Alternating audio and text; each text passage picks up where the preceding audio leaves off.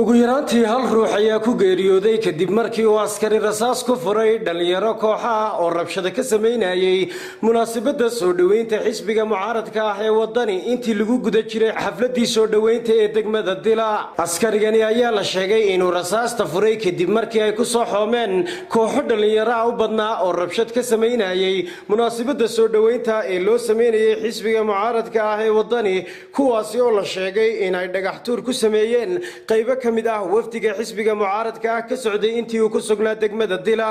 falkani ayaa markii dambe waxa ka taxsiyeeyay saraakiisha sare ee xisbiga Waddani oo uu kamid yahay gudoomiyaha ahna musharaxa xisbigaasi idiinayana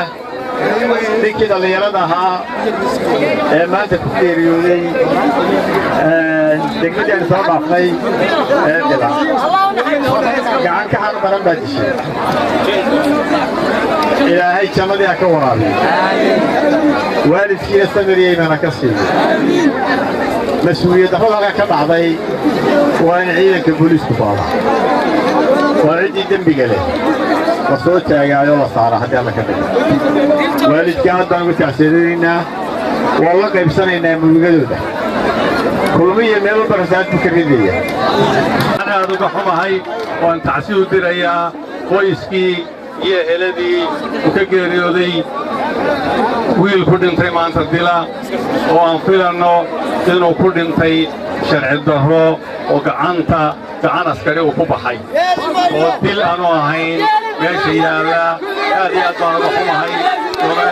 يا قبل كي يدلا يأهل كيف وقت تعسين يا سمري من الله كسيو. إنا لله وإنا إليه راجعون. إن أنت قالقة هاي نفتد هراء هاي وحلا وحي جيستي أنا تشرين لكن شعائل يوقبت وطني المهدي كويدي وين أنت وين تعينينا وين تعينينا وين تعينينا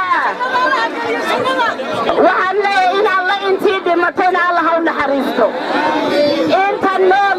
وطني باو النور إن شاء الله بسم الله الكريم.